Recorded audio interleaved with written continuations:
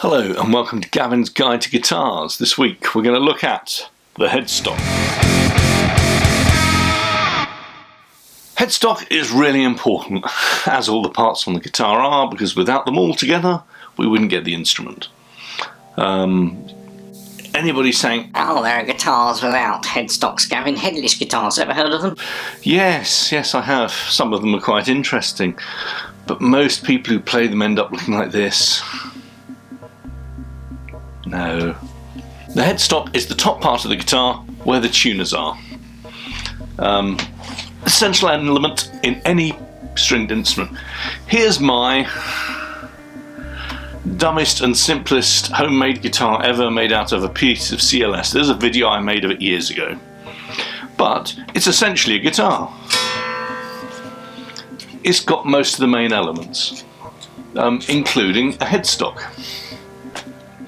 Now, the important thing for us today is that the headstock with the tuners on provides an angle over the nut. Now on this one, because the nut is so high, the angle comes automatically from where the strings are and where the tuners are placed. Tuner up to the nut across. Why? So that when you strum them they don't come out of the slots. Very early guitars called lutes, which is where the word luthier comes from, went around this by having the headstocks at 90 degrees to the neck. Modern classical guitars, like this one, have the headstock angled back. Gibsons originally had the neck angle back of about 14 degrees. Modern ones are between 10 and 11 degrees. And I think PRS guitars are somewhere around there as well, maybe a bit less. What this requires though is one of two things. You either have to make the piece of timber that you're cutting the neck out of that thick, and then you get rid of all this wood, which is a terrible waste, or you cut it off at an angle. Sorry, that's the angle, there it is. Turn the wood round and create a scarf joint. Here's a couple of examples of how a scarf joint is made. There are issues with that. Is it as strong? Sometimes yes, sometimes no. The biggest issue that an electric guitarist has is from the headstock hitting the ground first. What do I mean by that? Whereas on that guitar, the classical guitar, the body was quite thick. So when it hits the ground, if it falls over, the body's likely to hit the ground first. However, when you've got a thinner electric guitar and it falls over, the thing that's likely to hit the ground first is the headstock, which will cause a headstock break, and you're pretty much done for unless you want to give me lots of money to repair it. And I don't want to, because it's not fun.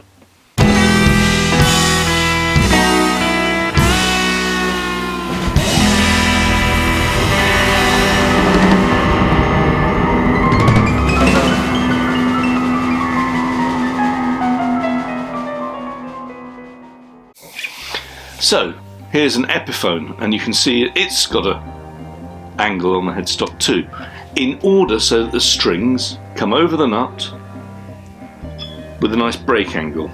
But what are the options?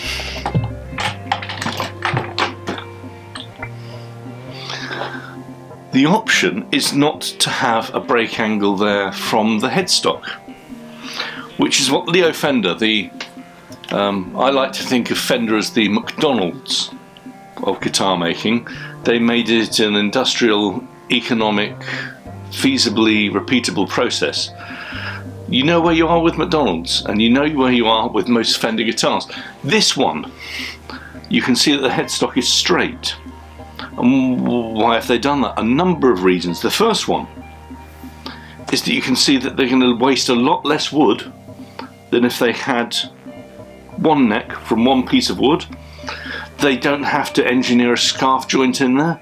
They just have to machine it out of one piece of timber. Brilliant. But how do we get the break angle for the strings over the nut? Well, that's where the string trees come in to push them down. Doesn't that add extra friction? Yes, it does. But we have friction in a whole bunch of places. One of the rules of thumb of where you put your tuners onto your headstock is that the strings should run straight down, causing less friction if you bend them or use a whammy bar. You can see on here the strings follow straight down from the tuners down the neck, even though they have an angle here. On the Les Paul you can see they don't run perfectly straight down. There's a slight angle in. That's true of this K as well. PRS, which will put a headstock here, I don't have a PRS. They've moved their tuning heads in a bit on the headstock in order so that that line is straighter, causing less friction. Does it make a big difference? Not really. Does it make a difference if there's 6-a-side or 3-a-side tuning? Not really. But if you're going to get into the absolute minute little bits of guitar making and appreciating guitars, these are the things that people think about.